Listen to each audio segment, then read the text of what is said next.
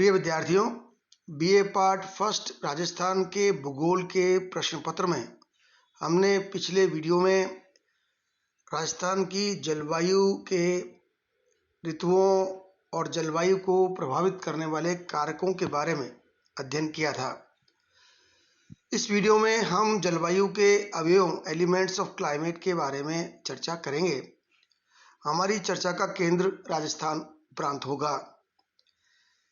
जैसा कि आप लोगों को पता है कि किसी भी स्थान अथवा प्रदेश की जलवायु मापन के लिए तापमान, वर्षा, वायुदाब, पवनों की दिशा और उनकी गति, वायुमंडलीय आर्द्रता आदि मुख्य अवयव होते हैं।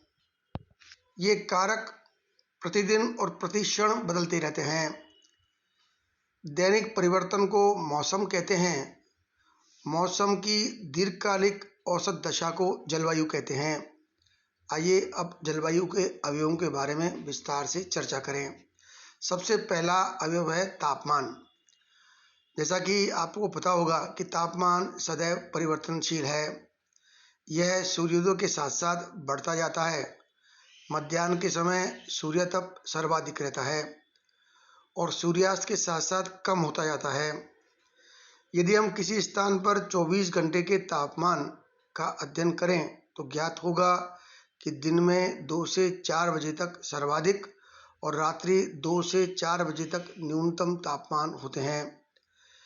तापमान के इस दैनिक परिवर्तन को दैनिक तापांतर कहते हैं। 8 डिग्री औसत दैनिक तापांतर स्फूर्तिदायक होता है। इसी प्रकार साल भर के उच्चतम और न्यूनतम तापमान का अंतर ज्ञात किया जाता है, जिसे वार्षिक तापांतर कहते हैं। राजस्थान में दैनिक और वार्षिक तापांतर दोनों ही अधिक होते हैं। यदि हम जनवरी, जो कि सबसे ठंडा महीना है, और मई, जो कि सबसे गर्म महीना है, उसके औसत तापमानों का अध्ययन करें तो ज्ञात होगा कि पूर्वी राजस्थान में इन दोनों महीने के तापांतर पश्चिमी राजस्थान से कम रहता है। उदाहरण के लिए जयपुर नगर का जनवरी में औसत तापमान 15.4 डिग्री और मई में 32.4 डिग्री के आसपास रहता है, अर्थात तापांतर 17 डिग्री सेल्सियस रहता है। जबकि मरुस्थलीय भाग में स्थित बीकानेर का जनवरी और मई माह में औसत तापमान क्रमशः 14.2 और 34.1 डिग्री सेल्सियस रहता है, अर्थात तापांतर 19.9 डिग्री सेल्सियस रहता है। राज्य के अन्य नगरों में के तापमान के अध्ययन से ज्ञात होता है सभी स्थानों पर जनवरी में न्यूनतम और मई में उच्चतम तापमान बने रहते हैं। दिसंबर में न्यूनतम तापमान पिलानी, फलोदी, चूरू आदि क्षेत्रों में रिकॉर्ड किए गए हैं, जो कि सभी मरुस्थलीय और अर्ध मरुस्थलीय क्षेत्रों के अंतर्गत आते हैं। किंतु दूसरी ओर बांसवाड़ा, झालावाड़ और कोटा में ये तापमान 10.3 डिग्री सेल्सियस के आसपास तक रहते हैं। राज्य के उत्तरी और पश्चिमी भागों में तापमानों की विशेष गिरावट शीत लहर के प्रभाव के कारण होती है। ये ठंडी पवनें हिमालय क्षेत्र में उच्च वायुदाब केंद्र बन जाने से प्रसारित होती हैं। इन केंद्रों से शीत लहर का प्रभाव भारत के उत्तरी भाग के मैदानों की ओर होता है। मई माह में पश्चिमी राजस्थान के अधिकांश क्षेत्र में औसत दैनिक तापमान 32 से 34 डिग्री सेल्सियस के आसपास रहते हैं। अरावली पर्वतों की श्रृंखला के साथ दूरी बढ़ने के साथ तापमानों में अधिक अंतर दिखाई देता है। राज्य में न्यूनतम तापमान माउंट आबू में 12 जनवरी 1994 को था, जब वहां पर -7.4 डिग्री सेल्सियस तापमान हो गया था। समतल क्षेत्रों में जैसलमेर में भी इसी दिन तापमान 5.9 डिग्री सेल्सियस के आसपास दर्ज किया गया, जो सामान्य से 13.8 डिग्री सेल्सियस कम था। मई में राज्य में सभी क्षेत्रों में जो तापमान बढ़ते हैं उनमें उच्चतम तापमान फलोदी और धौलपुर क्षेत्रों में रिकॉर्ड किया गया। अलवर में यह तापमान 10 मई 1984 को 50.6 दर्ज किया गया। जो कि सामान्य से 10.2 डिग्री सेल्सियस अधिक था। गर्म हवाओं के कारण जब ताप वृद्धि सामान्य से 7 सेल्सियस डिग्री या उससे अधिक हो जाए तो उसे लू कहते हैं, और लू की प्रचंडता बढ़ने से तापमान में अचानक बढ़ोतरी होती है। राज्य में लू की सर्वाधिक आवृत्ति चूरू जिले में है। पिछले वर्षों में जयपुर में भी लू चलने की प्रवृत्ति में बढ़ावा आया है। इसका मुख्य कारण जयपुर अंचल में बढ़ता पर्यावरणीय ह्रास है। यहाँ गत 2 दशकों में लू में काफ़ी बढ़ोतरी हुई है। पिछले कुछ वर्षों से राज्य के अधिकांश भागों में दैनिक उच्चतम तापमान 45 डिग्री सेल्सियस से अधिक रहने लगे हैं। तापमानों में इस असामयिक वृद्धि के लिए जो कारक उत्तरदायी हैं, उनमें वनस्पति की कमी होने से वाष्पोत्सर्जन कम होता है और यहाँ शुष्कता बनी रहती है। इसके अलावा अनियंत्रित पशुचारण से घास की कमी हो जाती है और मिट्टी शुष्क बनी रहती है। परिणाम स्वरूप मिट्टी में सौर विकिरण अवशोषण की क्षमता बढ़ जाती है। कृषि भूमि और रिहायशी भूमि में विस्तार हुआ है, जिसके परिणाम स्वरूप वृक्ष, झाड़ियों और प्राकृतिक वनस्पति से आच्छादित क्षेत्र कम हो गए हैं। नगरीकरण से सीमेंट के मकान और सड़कों आदि का विस्तार होता गया है। सीमेंट और सड़कों के कोलतार में तापीय विकिरण को अवशोषण की क्षमता अधिक होती है। नगरों में प्रदूषण विषैली गैस का आवरण वायुमंडल की निचली परतों में छा जाता है, जिसे नगरीय गुंबद कहते हैं। इन विषैली गैसों में तापीय विकिरण के अवशोषित करने की क्षमता अधिक होती है। औद्योगिक वायु प्रदूषण से वृद्धि के परिणाम स्वरूप वायुमंडल में कार्बन डाइऑक्साइड गैस की मात्रा बढ़ जाती है और ग्रीन हाउस प्रभाव बढ़ जाता है। ये विषैली गैसें भारी होने से वायुमंडल की निचली परतों में ही बनी रहती हैं, जिसके परिणाम स्वरूप धरातल द्वारा दिन के समय शोषित सौर ऊर्जा का रात्रि के समय अंतरिक्ष की ओर विकिरण नहीं हो पाता। परिणाम स्वरूप तापमान बढ़ जाते हैं। इसके अलावा राज्य के अनेक क्षेत्रों में वृहद पैमाने पर खनन क्रिया हुई है, जिससे उस क्षेत्र की वनस्पति का ह्रास होने के साथ साथ धरातल पर तापमान बढ़ने लगे हैं। जलवायु का दूसरा अवयव है वायुदाब, एयर प्रेशर। वायुदाब और तापमान में सीधा संबंध है। धरातल के तापमान बढ़ने पर इसके समीप स्थित वायु की निचली परत गर्म होकर ऊपर उठ जाती है और उस स्थान पर वायु की कमी हो जाती है, इसलिए वायुदाब कम हो जाता है। गर्मियों में अधिक तापमान होने के कारण कम वायुदाब रहता है, जबकि सर्दियों में तापमान कम होने से उच्च वायुदाब बन जाता है। राज्य में गर्मी और सर्दी के तापमानों में बहुत विषमता है। गर्मियों में औसत तापमान उच्चतम और सर्दियों में तापमान औसतन न्यूनतम पाए जाते हैं। इस कारण गर्मियों में संपूर्ण राज्य में निम्न वायुदाब और सर्दियों में उच्च वायुदाब केंद्र स्थापित हो जाते हैं। गर्मियों में निम्न वायुदाब स्थापित होते समय वेगवान पवनों का प्रभाव बन जाता है। सामान्यतः ये पवनें निम्न वायुदाब केंद्र पर वायु की कमी की पूर्ति के लिए पश्चिम दिशा से आती हैं, परंतु कभी कभी वायु का प्रवाह दक्षिण पश्चिम में अरब सागर की ओर हो जाता है, जिससे उच्च वर्षा वाले मेघ बनते हैं और तड़ित झंझावात उत्पन्न होते हैं। सर्दियों में राज्य के सभी भागों में उच्च वायुदाब पाया जाता है। उच्च वायुदाब क्षेत्र अधिक स्थायी होते हैं और कई दिनों तक बने रहते हैं। इनमें वायु की अधिकता होती है, अतः इन केंद्रों से वायु का बाहर की ओर सभी दिशाओं में विसर्जन होता है। यही शीतल पवनें शीतलहर के रूप में विकसित होती हैं। शीतलहर नवंबर से मार्च तक ठंडी और शुष्क हवाएं होती हैं, जिनसे न्यूनतम तापमान सामान्य से 6 डिग्री सेल्सियस से नीचे चले जाता है। सर्दियों में इन उच्च वायुदाब केंद्रों की ओर कभी-कभी भूमध्य सागरीय चक्रवात पश्चिम और उत्तर पश्चिमी भारत में शीतकालीन वर्षा करते हैं। तीसरा अवयव है वर्षा। राजस्थान में 90% से अधिक वर्षा दक्षिण पश्चिम मानसून द्वारा होती है।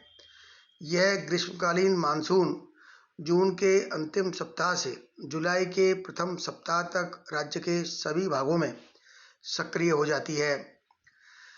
राज्य में वर्षा के वितरण में गहन भिन्नताएं हैं।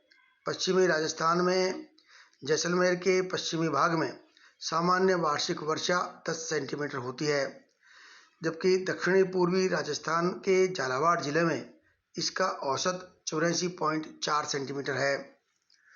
राज्य के दक्षिणी और दक्षिणी पूर्वी भागों में सामान्यतः अरब सागरीय मानसूनी शाखा से वर्षा होती है, जबकि पूर्वी मैदानों तथा पश्चिमी व उत्तरी रेगिस्तानी भागों में बंगाल की खाड़ी शाखा मानसून द्वारा वर्षा होती है, परंतु यह सदैव आवश्यक नहीं है।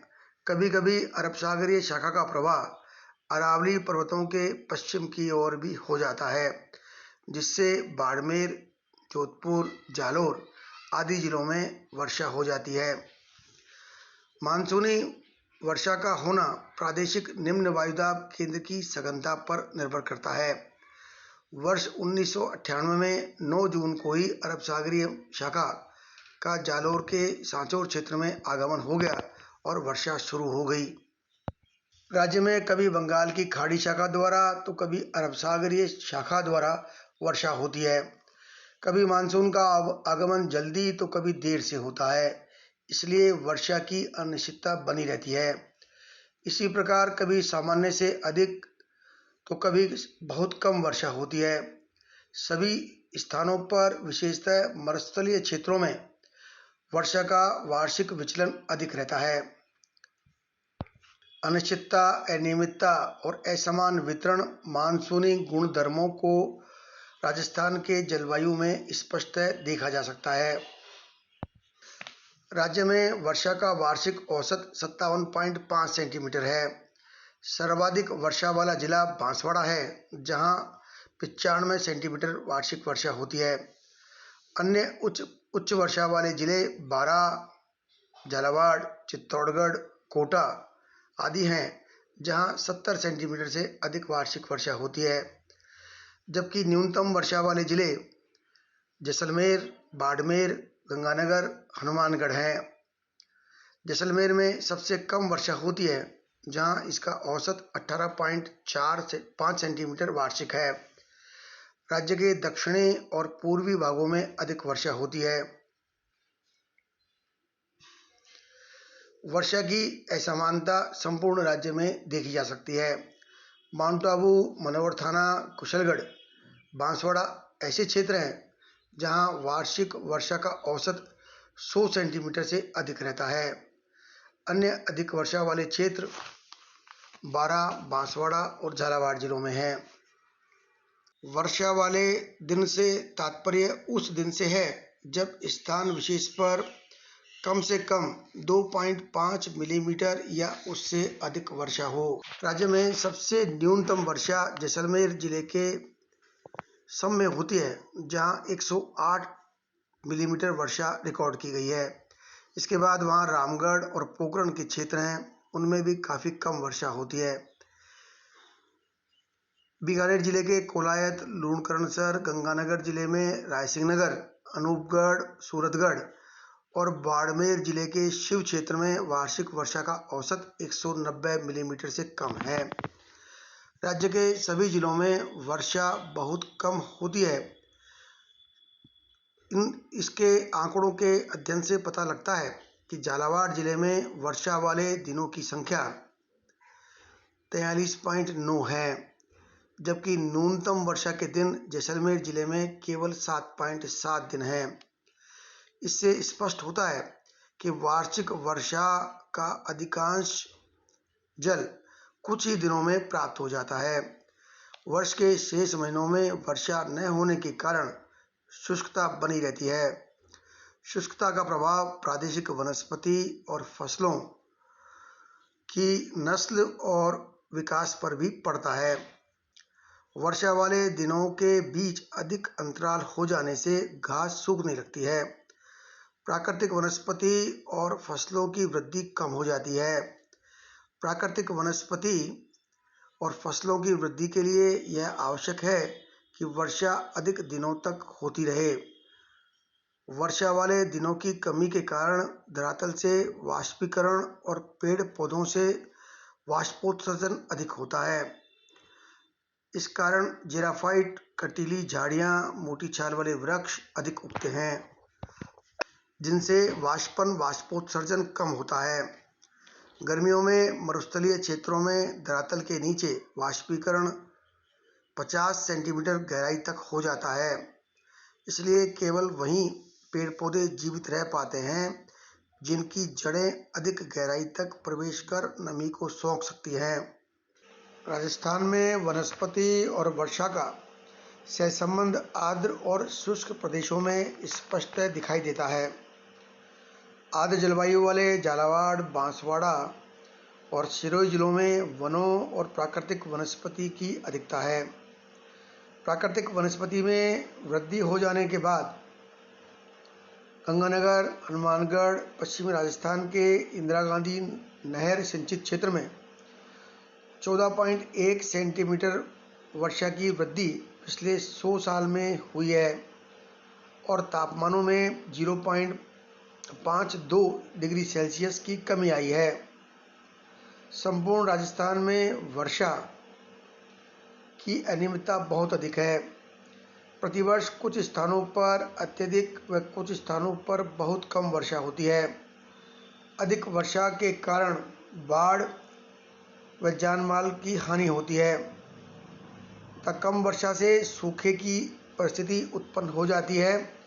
कभी कभी सूखे की परिस्थिति इतनी गंभीर हो जाती है कि राज्य के लगभग सभी जिलों में अकाल पड़ जाता है। यदि किसी स्थान पर वार्षिक वर्षा 20% से अधिक या कम हो तो उसे सामान्य वर्षा कहा जाता है।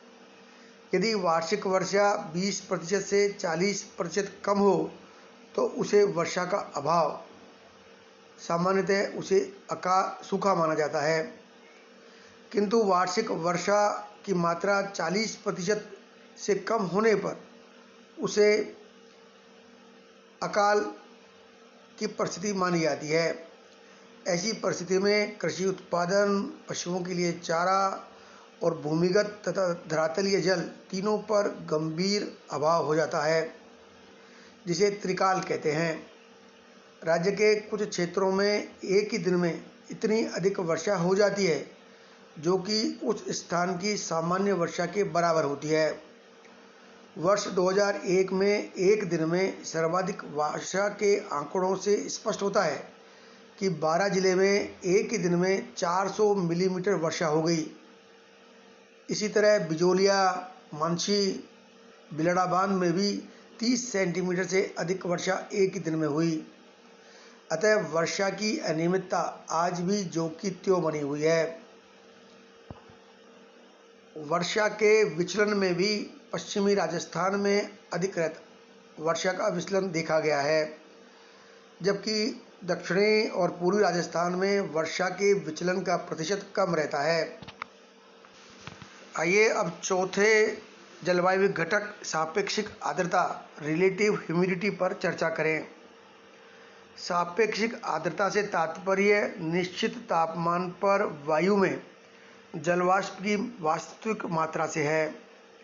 इसका मापन प्रतिदिन 2 बार होता है, जिससे दिन की उच्चतम और न्यूनतम आर्द्रता का पता चल सके। सामान्यतः जून से सितंबर के मानसूनी महीनों में सभी स्थानों पर सापेक्षिक आर्द्रता अधिक रहती है और मई माह में सबसे कम रहती है। वर्षा ऋतु में भी पूर्वी राजस्थान की तुलना में पश्चिमी राजस्थान में आर्द्रता की कमी बनी रहती है। मरुस्थलीय भागों में उच्चतम आर्द्रता 75 से 80%, जबकि पूर्वी राजस्थान में 75 से 80% के बीच रहती है। मई के महीने में न्यूनतम आर्द्रता बनी रहती है, जो कि 14 से 36% के बीच रहती है। गर्मियों में सूर्यातप की मात्रा और अवधि भी अधिक रहती है, जिससे आर्द्रता में कमी आती है। जनवरी के महीने में बाड़मेर, बीकानेर, जोधपुर, जैसलमेर में 30 से 40% के बीच आर्द्रता रहती है, जबकि पूर्वी राजस्थान के भरतपुर, धौलपुर, सवाईमाधोपुर, टोंक आदि जिलों के आसपास के क्षेत्र में सापेक्षिक आर्द्रता 50% से अधिक रहती है। मानव जीवन, पेड़ पौधों और जीव जंतुओं पर वायुमंडलीय आर्द्रता का बहुत प्रभाव पड़ता है। वर्षाकालीन महीनों में जब आर्द्रता और तापमान दोनों अधिक होते हैं तो उमस की स्थिति बन जाती है, जिससे पसीना आता है। इस मौसम में पेड़ पौधों की अधिक बढ़ोतरी होती है और कीट पतंगे भी अधिक उत्पन्न होते हैं। इसलिए यह मौसम कृषि उत्पादन और वनस्पति के लिए बहुत अनुकूल होता है। इसकी तुलना में ग्रीष्मकाल में तापमान अधिक और सापेक्षिक आर्द्रता कम होने के कारण पेड़ पौधों और जीव जंतुओं की बढ़ोतरी कम हो पाती है। मरुस्थलीय भागों में जहां आर्द्रता न्यूनतम रहती है, वहां अधिकांशतः वन्य जीव पेड़ पौधों की छाया में चले जाते हैं और सांप, चूहे, कीट पतंगे भूमिगत बिलों में घुस जाते हैं। राज्य में मानव जीवन के लिए अनुकूलतम आर्द्रता शीतकाल में रहती है, जिसमें पसीना कम आता है। सर्दियों में पेड़ पौधों में भी वाष्पोत्सर्जन कम होता है। जलवायु का 5वां घटक है पवनें, विंड्स। जलवायु अध्ययन में पवन की दिशा और वेग का अत्यधिक महत्व है। पवनों का प्रवाह उच्च वायुदाब से निम्न वायुदाब केंद्रों की ओर होता है। इसलिए सामान्यतः पवन उच्च वायुदाब वाले क्षेत्रों से निम्न वायुदाब वाले क्षेत्रों की ओर प्रवाहित होती है, परंतु पवन की दिशा स्थानीय स्थलाकृतियों से भी प्रभावित होती है। पवन के मार्ग में ऊंचे पर्वतों और पठारों के आ जाने के कारण भी इनकी दिशा में परिवर्तन हो जाता है, क्योंकि ये पर्वतों को पार नहीं कर पाती। पवन में आर्द्रता की मात्रा वायुमंडलीय जलवाष्प और स्थल भागों पर उपलब्ध धरातलीय जल पर निर्भर करती है। सामान्यतः समुद्रों, झीलों और नदियों की ओर से आने वाली पवनों में अधिक जलवाष्प होता है, जबकि शुष्क रेगिस्तानी क्षेत्रों से आने वाली पवन में बहुत कम आर्द्रता होती है। पवन में मौजूद वाष्प के आधार पर ही मेघों की संरचना होती है और वर्षा व अन्य प्रकार की संघनन क्रियाएं होती हैं। पवन का वेग स्थानीय निम्न वायुदाब की तीव्रता पर निर्भर करता है। अधिक तापमान व निम्न वायुदाब केंद्रों की ओर पवनों का प्रवाह तेज गति से होता है। जैसे राजस्थान के सभी भागों में गर्मियों में उच्च तापमान व अत्यधिक निम्न वायुदाब के कारण पवनों का प्रवाह अधिक गति से होता है। पवन का वेग सामान्यतः नॉट प्रति घंटा में नापी जाती है। भूगोल में पवन वेग मापन की प्रसिद्ध इकाई किलोमीटर प्रति घंटा है। पवन के मासिक औसत वेग के अध्ययन से ज्ञात होता है कि राज्य के सभी स्थानों पर इनका वेग जून माह में सर्वाधिक और नवंबर में न्यूनतम रहता है। सर्दियों के बाद मार्च महीने में पवन की गति बढ़ना आरंभ हो जाती है और जैसे जैसे अप्रैल, मई और जून में तापमान बढ़ते जाते हैं, वैसे वैसे पवन का प्रवाह वेग भी बढ़ता जाता है। वर्षा काल में यह वेग कम हो जाता है और नवंबर-दिसंबर के महीनों में न्यूनतम हो जाता है। आंकड़ों से पता चलता है कि राज्य के पश्चिमी भागों में साल भर पवन का वेग अधिक रहता है। पूर्वी और दक्षिणी भागों में वेग कम रहता है। फलोदी जैसलमेर में औसत पवन वेग लगभग 15 किलोमीटर प्रति घंटा रहता है, जबकि इसकी तुलना में कोटा झालावाड़ में यह 5.8 किलोमीटर प्रति घंटा रहता है। फलोदी में पवनों का उच्चतम वेग जून के महीने में रहता है, जब पवनें 25.6 किलोमीटर प्रति घंटे की गति से प्रवाहित होती हैं। अगला जलवायविक अवयव है सूर्य के प्रकाश की अवधि। सौर विकिरणों में प्रकाश और ताप उत्पन्न करने वाले विभिन्न तरंगें होती हैं। मेघाच्छादन के समय सौर विकिरण धरातल तक नहीं पहुंच पाते, जिससे प्रकाश और ताप दोनों कम हो जाते हैं। वायुमंडल में धूल के कणों के कारण भी सौर विकिरण कम हो जाता है, क्योंकि इन कणों से प्रकाश परावर्तित हो जाता है। राज्य के पश्चिमी और उत्तरी भागों में वर्षा ऋतु में भी मेघाच्छादन बहुत कम होता है, इसलिए यहाँ सूर्य के प्रकाश की अवधि भी अधिक रहती है। सूर्य के प्रकाश की औसत अवधि बाड़मेर में 9.4 घंटे रहती है, जो कि सर्वाधिक है। इसकी तुलना में कोटा में यह केवल 7.8 घंटे रहती है, जो सबसे कम है। सभी स्थानों पर सूर्य का प्रकाश अप्रैल माह में अधिक प्राप्त होता है, जब आकाश स्वच्छ और मेघ रहित रहता है और वायुमंडल में धूल के कण भी बहुत कम रहते हैं। मई और जून में आंधियाँ चलने के कारण वायुमंडल में धूल के कण बढ़ जाते हैं और सूर्यातप की मात्रा कम हो जाती है। राज्य में जुलाई और अगस्त के महीनों में अधिकांश वर्षा होती है, जिससे आकाश मेघाच्छादित रहता है।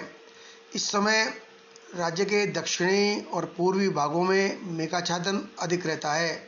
यही कारण है कि वर्षाकालीन महीनों में कोटा और जयपुर में न्यूनतम सूर्यताप प्राप्त होता है, जो कि लगभग 4.4 घंटे रहता है, जबकि बाड़मेर और बीकानेर में इसकी अवधि लगभग 7 घंटे के आसपास होती है। अगला अवयव है वाष्पीकरण एवं वाष्पोत्सर्जन। सूर्यातप से जल का वाष्पीकरण होता है। धरातलीय जल नदी नालों, झील, तालाबों आदि में उपलब्ध है, जबकि परोक्ष रूप से जल मिट्टी के कणों के साथ भी चिपका हुआ होता है। मिट्टी में मिले हुए जल को नमी कहते हैं। मिट्टी की गहराई के साथ साथ नमी की मात्रा भी बढ़ती जाती है। नमी पृथ्वी की सरंध्र शैलों के छिद्रों तथा दरारों से रिसकर नीचे चली जाती है और शैलों के रिक्त स्थानों पर इकट्ठी हो जाती है, जिसे भूमिगत जल कहते हैं।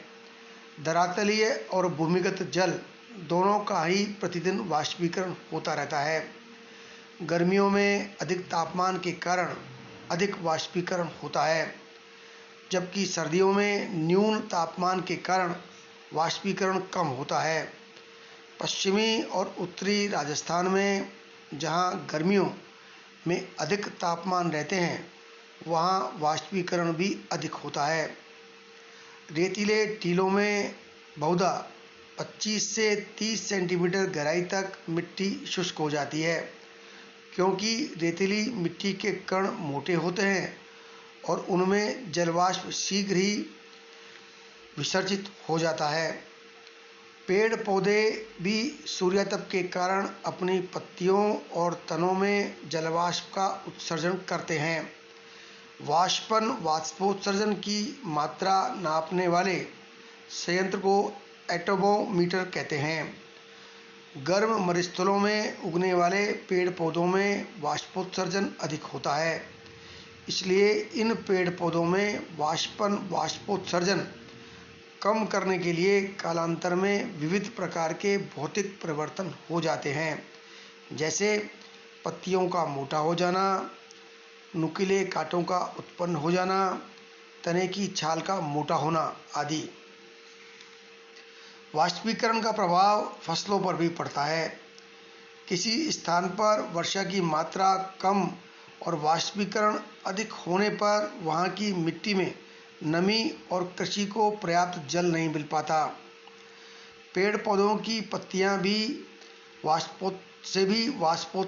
वाष्पोत्सर्जन अधिक होने और मिट्टी में नमी की कमी होने के कारण जड़ें पर्याप्त जल नहीं सोख पाती और पत्तियाँ मुरझाकर सूखने लग जाती हैं और फसलें कभी कभी नष्ट हो जाती हैं। राज्य के सभी भागों में न्यूनतम वाष्पीकरण दिसंबर और जनवरी के महीनों में होता है, जो कि शीत ऋतु है।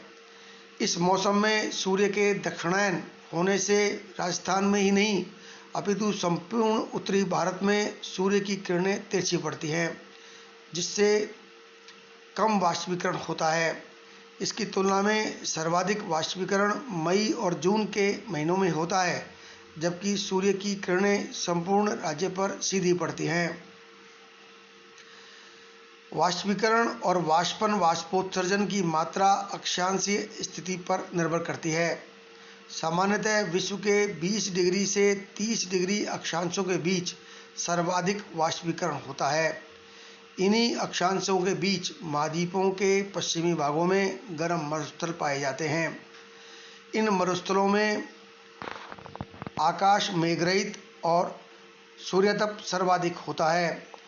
राजस्थान की भौगोलिक स्थिति भी इन्हीं अक्षांशों में है, इसलिए राज्य के गर्म मरुस्थलीय प्रदेश में अत्यधिक वाष्पीकरण होना स्वाभाविक है।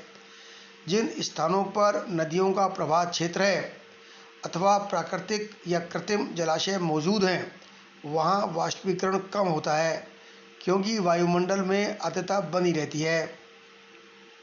जैसा कि एरनपुरा में जवाई बांध, उदयपुर में पिछोला झील और आयड़ नदी प्रवाह क्षेत्र तथा चंबल नदी अपवाह क्षेत्र में चंबल बांध के कारण वाष्पीकरण की दर कम रहती है। राज्य के विभिन्न स्थानों पर मापे गए अधिकतम वार्षिक वाष्पोत्सर्जन की दर से ज्ञात होता है कि जैसलमेर जिले के शुष्क रेतीले भागों में अधिकतम 20 सेंटीमीटर वार्षिक वाष्पोत्सर्जन होता है, जबकि दक्षिणी राजस्थान में जहां वार्षिक वर्षा का औसत भी अधिक है, वहां वाष्पोत्सर्जन की दर 130 सेंटीमीटर वार्षिक रहती है। अर्धशुष्क और पूर्वी राजस्थान में वाष्पोत्सर्जन की दर 160 से 170 सेंटीमीटर के बीच रहती है। वनस्पति के घनत्व और वाष्पोत्सर्जन की दर में ऋणात्मक सहसंबंध है। पश्चिमी राजस्थान में जहाँ झाड़ियाँ और घास उत्पन्न होती है, वहाँ वाष्पोत्सर्जन अधिक होता है। इसके विपरीत दक्षिणी राजस्थान में तुलनात्मक रूप से इसकी दर कम रहती है। धन्यवाद।